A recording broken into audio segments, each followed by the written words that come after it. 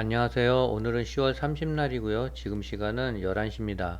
TQQQ는 4% 가까이 상승하고 있는데요. SOXL 혼자 상승 탄력을 받지 못하고 있어요. 중국의 비아디는 3분기에 최대 실적을 냈대요. 구독, 좋아요 부탁드립니다. 차이나 전기차는 오늘 소폭 올라서 마이너스 47%고요. TQ는 3% 가까이 상승을 하고 있는데 SOXL 혼자 1% 이상 하락하고 있어요. 시차적으로는 TQ와 SOXL이 따로 가는 것 같지만 조금의 시차를 두면 TQ와 SOXL은 같이 가는 것 같아요. 지금은 SOXL이 하락하고 있지만 장중에 TQ랑 같이 상승할 것이라고 믿고 있어요. 네이버가 인텔과 손잡고 엔비디아 GPU 대체에 성공을 했대요. 엔비디아가 판매하는 GPU는 가격이 5천만원인데 주문을 해도 1년 뒤에나 수령할 수 있대요. 엔비디아의 가속기가 AI 서비스 고도화를 위한 필수제로 꼽히면서 돈 주고도 못 사는 상황이 벌어졌대요. 그래서 마이크로소프트 등 AI 개발사들의 불안감은 커지고 있답니다. 국내 AI 기업의 맏형 네이버가 묘수를 냈다는데요. 최근 인텔과 손잡고 엔비디아의 가속기를 대체할 수 있는 제품 확보에 성공을 했대요. 30일 반도체 업계에 따르면 네이버는 최근 네이버 플레이스 서비스의 AI 추론형 서버를 엔비디아 GPU 기반에서 인텔 CPU로 전환했대요. 플레이스 서비스는 사용자에게 네이버 지도 기반으로 지역 상점에 대한 정보를 제공하는 서비스래요. 인텔은 추론에 최적화된 소프트웨어 솔루션을 도입해 CPU의 활용도를 높였고요. 이를 통해 CPU의 초당 처리 능력을 4에서 7배 정도 개선을 했대요. 네이버는 플레이스의 서비스 위치 정확도를 유지하면서 AI 모델을 경량화해 CPU에 주는 부담을 최소화했대요. H100 등 AI 서비스에 특화된 엔비디아의 GPU 가속기의 경우 주문 후 수령까지 걸리는 기간은 최근 52주로 늘어났는데요. 지금 주문을 해도 1년 뒤에나 받을 수 있대요. 엔비디아 GPU를 제조하는 대만의 TSMC 생산 능력이 수요를 못 따라잡고 있대요. 그래서 품귀 현상 때문에 올 초 4천만원 안팎이었던 유통 가격도 최근에는 7천만원에서 8천만원까지 뛰었대요. 네이버는 향후 인텔의 최신 4세대 서버용 CPU를 활용해 GPU 서버를 추가로 대체할 계획이래요. 나승주 인텔 코리아 상무는 CPU를 효율적으로 활용하면 GPU 사용을 최소화하면서 원하는 성능을 확보할 수 있다고 강조했대요. 차이나 전기차가 오늘도 1.22% 상승을 했어요. 적산병이 나왔는데요. 적산병은 주가의 상승 방향을 의미하는데요. 손실을 만회하려면 아직 멀었지만 조금씩이라도 꾸준하게 상승했으면 좋겠습니다. 중국이 흑연에 대해서 수출을 통제하자 국내 배터리 업체의 초비상이 걸렸고요.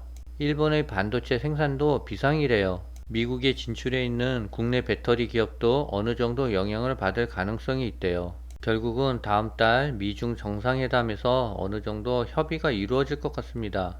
미국은 우크라이나와 이스라엘에 전쟁 물자를 쏟아붓고 있는데요. 전쟁 비용을 충당하기 위해서는 국채를 더 발행해야 돼요. 중국이 미국에 대해 도움의 손길을 주지 않으면 미국은 경제가 많이 어려워질 겁니다. 이번 정상회담 때 양국 간에 뭔가 돌파구가 나올 것 같아요.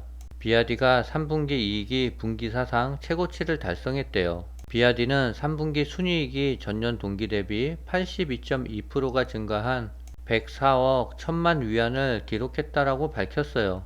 3분기 실적은 95억 5천만에서 115억 5천만 위안의 전망 범위에 들었다 하고요. 매출은 38.5% 증가한 1622억 위안을 기록했대요. 전기차 수요 감소와 경쟁 심화에도 불구하고 시장 리더십을 유지함에 따라 좋은 실적을 기록한 것으로 풀이된대요.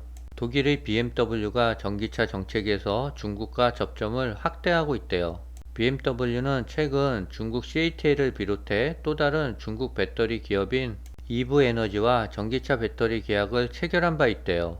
여기서 나아가 최근 BMW는 또 다른 중국 기업인 스볼트 에너지를 자사의 배터리 기업에 추가하기로 결정을 했대요.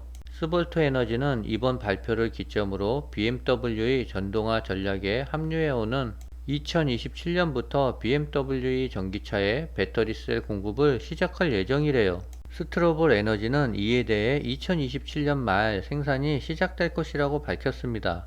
중국 정부가 오늘 내일 약 6년 만에 전국 금융 공작회의를 개최한대요.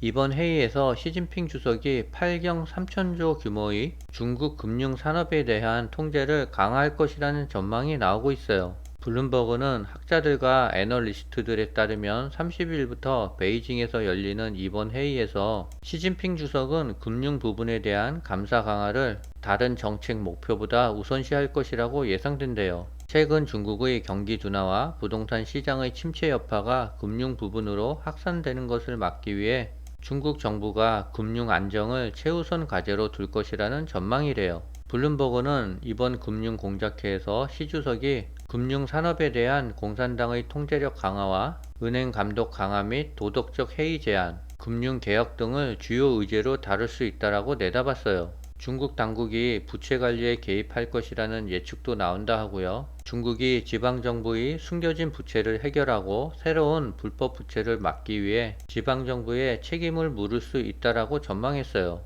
그는 또 당국이 부동산 시장의 회복을 위해 선분양 개혁에 속도를 낼 수 있다라고 말했습니다. 이번 회의가 중국 금융 부분에 기념비적인 사건이 될 수 있다며 중국 부동산 시장이 금융 시스템을 뒤흔들 위협이 되는 부채로 가득 찬 상황에서 금융개혁과 리스크 점검은 시급한 의제라고 평가했어요. 지금 시간 11시 25분인데요. SOXL은 5% 가까이 하락을 하고 있어요. 오늘 좀 심하게 빠지는 것 같습니다. 그래도 잘 버텨봐야죠. 오늘은 여기까지입니다.